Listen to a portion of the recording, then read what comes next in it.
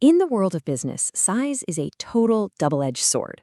You've got some companies that seem to have this magical ability where every expansion, every new factory, every single new hire just makes them stronger, faster, more profitable. But then you have others where that same growth becomes a kind of poison. The very scale that was supposed to be their biggest advantage ends up being the anchor that drags them down. So what's the secret, right? Why does a company like Amazon just seem to defy gravity, getting more and more efficient as it grows, while other titans, like the once mighty Pan Am Airlines, eventually just crumbled under their own weight? It's one of the most fundamental puzzles in all of business, a paradox that every single CEO has to face. And the answer, the key that unlocks this whole puzzle, well, it's not found in some trendy management book or the latest market fad. No, it's hidden in the deep, kind of beautiful logic of microeconomics. Specifically, it's all about understanding how a company's costs behave, not just day to day, but over a much longer time horizon, a horizon where absolutely anything is possible. To really crack this paradox, we need to start thinking like a strategist, someone with a truly long-term vision. We have to step away from the daily grind and all its constraints and into a world of pure potential, a world that economists call the long run. Okay, let's nail down this concept because it's foundational. In economics, the long run isn't a set amount of time, like 5 or 10 years. It's a period defined by one thing: total flexibility. Think about it like this. In the short run, you're kind of stuck with some things.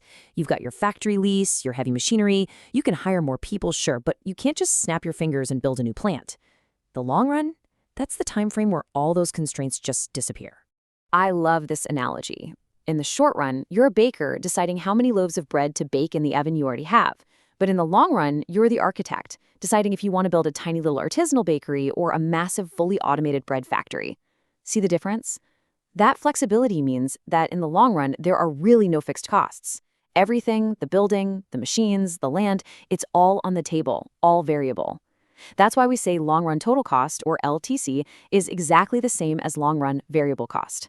It's a world of pure strategic choice. So how does a company find its way in this world of infinite choice? Well, economists have developed some really powerful tools to help. You can think of them like maps that help a firm see its entire cost landscape and find the most efficient path forward as it grows.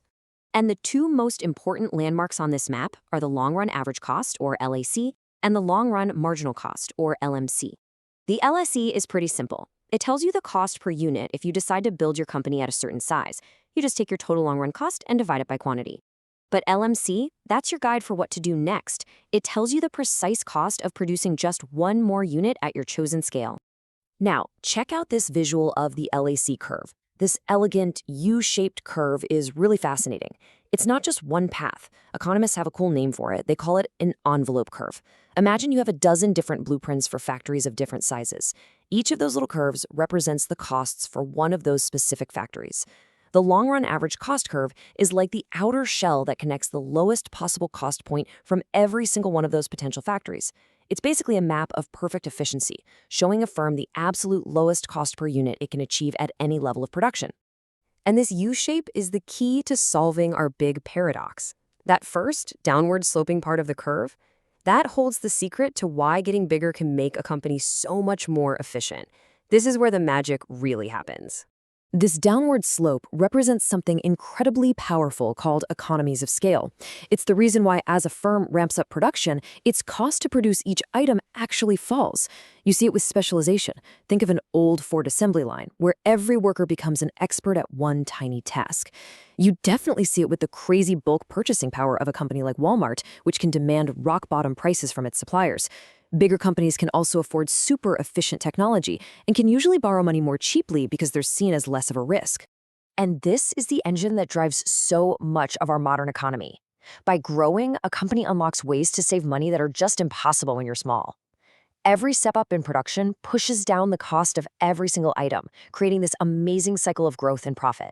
This is how empires are built. But if that was the whole story, every industry would just be dominated by one single, infinitely huge company, and we know that's not true. The history of business is littered with the corpses of giants that just got too big. So now we have to look at the other side of our U-shaped curve, the part that slopes upward, to understand why. This is where diseconomies of scale rear their ugly head. It's the point where size stops being a blessing and starts being a curse.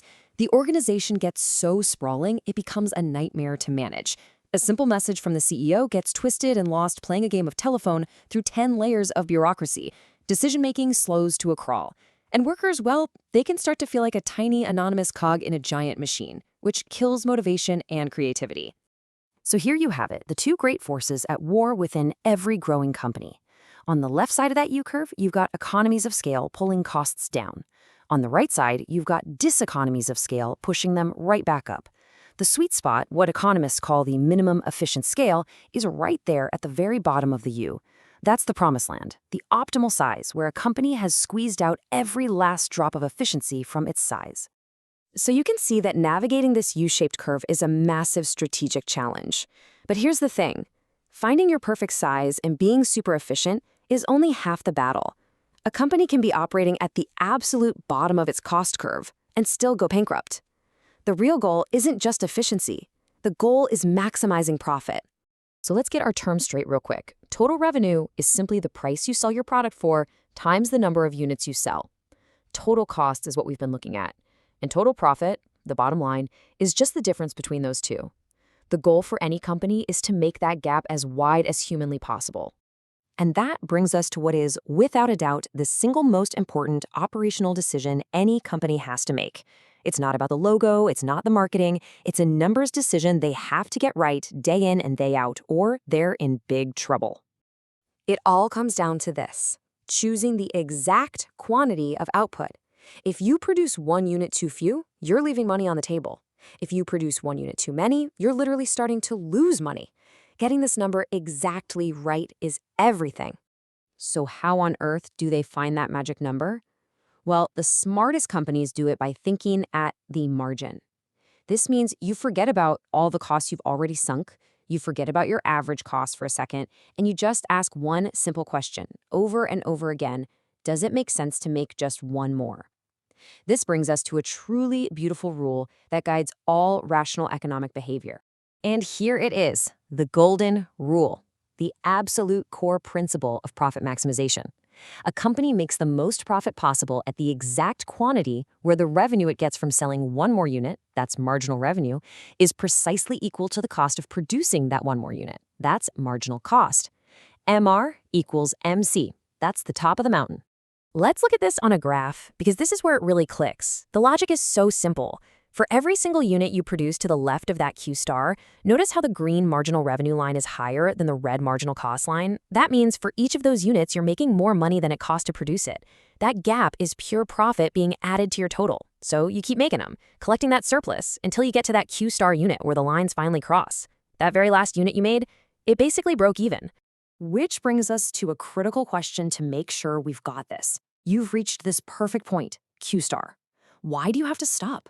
What happens if you get a little greedy and decide to make just 1 more? The answer is right there on the graph, just to the right of the intersection. Look what happens. Now the red marginal cost curve is above the green marginal revenue curve. That means the cost of making that next widget is now greater than the money you'll get from selling it.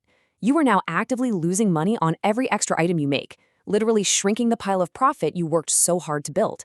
And that right there is why a smart firm stops dead in its tracks right where MR equals MC.